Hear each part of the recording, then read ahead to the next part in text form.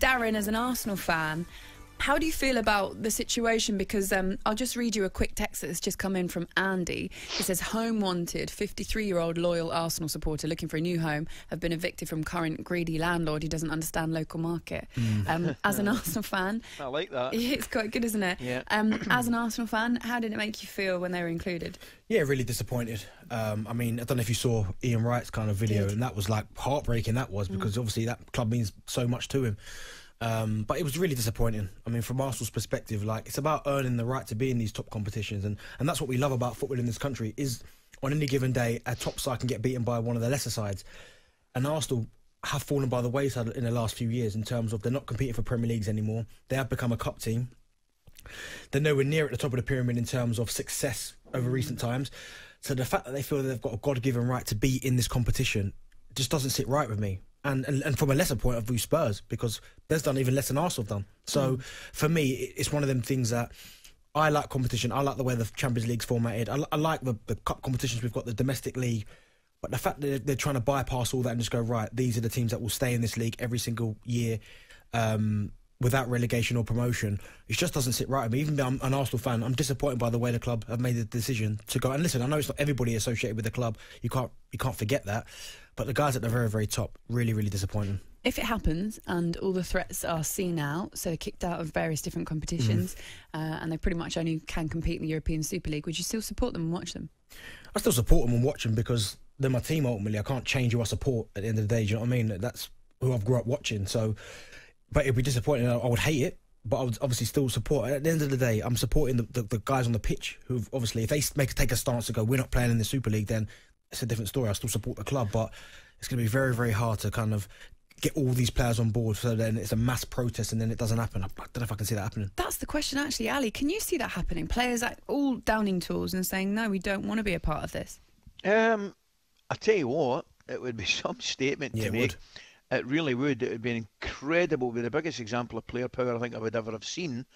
And I genuinely think, listening to the small number of players that we've heard, I think that we'll certainly hear a lot more in the upcoming days and weeks. I don't think they're for it. And these are the people, effectively, that all the money going into these tournaments, these are the guys that we're asking to perform. Now, if they're not for it, you know, straight away, that's the biggest question mark. I mean, how can you perform to the best of your ability in a competition that you don't agree with? So there'll be a massive, massive contradiction in terms there. So I think the players probably will get together and perhaps make a stance. I think it would be a great thing. But then again, and Darren will know what I mean, and yourself, Woodsy, you run the risk of upsetting your employers and putting yourself probably in a position, put it this way, I think it's easier for somebody like James Milner to come out and comment on it than it is perhaps maybe an Andy Robertson or somebody who's younger. You know, I think it's easier for somebody with a little bit more experience in the game and obviously experience at a football club and at the top level to say something. So I think the players, we must listen to the players. Of course we must listen to the players. But judging by the reaction from everybody so far, I would be staggered if the players come out and say, yeah, it's a great idea. Do you know what? Do you know what as well, Ali? I think you'd start to hear more and more players come out. If UEFA kind of uphold, which I listened to you earlier and I totally agree with you, you can't punish your players in terms of representing your country. But if UEFA were to come out and say this is going to stick, and if you're going to compete in this European Super League, you're not going to be able to play for your country, represent your country, I guarantee you're going to hear a whole host of players coming out saying, I'm not for this, this can't happen. So then it's anarchy. What would you do? If I was a player right now?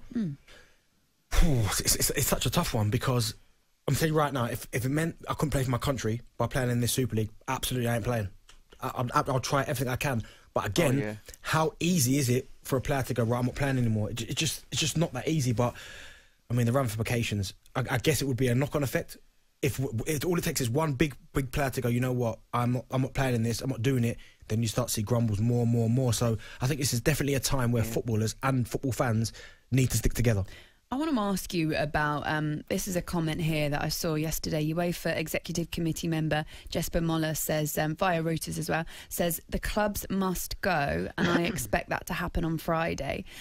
So I think we're talking about Champions League here now. So what would happen, in your opinion, if those clubs that are still in the Champions League are kicked out at the semi-final stage? Are we talking all teams or just teams in this country? Teams that have signed up to it. So PSG's the only ones left. Exactly. Yeah. And what happens? Do you give it to PSG? Well, you have to. You have to by default. Yeah, absolutely. Because effectively, whether we like it or not, they're the only team left in the tournament. Do you think they'd have an open top bus parade with it? Absolutely, I would. Do you know what? And it wouldn't bother me one bit. In fact, I'd claim the winner in the final. Rewrite history, it's fine. Yeah, I'd stick a scoreline in. I mean, it'd be. Could I see that generally happen? At first, I thought, they wouldn't do that. But the way again it's going on, and the outrage from people, how upset they are with this whole idea of this competition, I can see it generally happening in terms of PSG winning the Champions League, and is it Roma winning the? Would it be Roma? Is it Roma left in the Europa? I know Europa got United. Yeah, absolutely. United has signed up to it as well. Yeah. Absolutely. God, it's just. I mean, you laugh, but it's a laugh of completely. But that's what I'm saying. About it. But that's exactly what I'm saying, guys. You know, I don't think this is a time for knee-jerk reactions. No. Because again, I understand the anger and the rage, Benty, but at the same time, how could you punish? I mean, how can you punish, I don't know, Mason Mount, for example?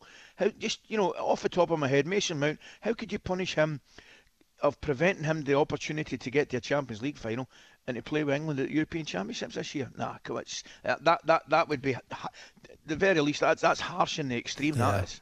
So yesterday, just as we were getting our heads around this proposal, European Super League, the news also broke that Tottenham had fired Jose Mourinho, so they are now on the hunt for a new manager. talkSPORT Breakfast with Laura Woods, Monday to Wednesday mornings 6 till 10 on AM, on DAB, via the talkSPORT app and on your smart speaker. talkSPORT.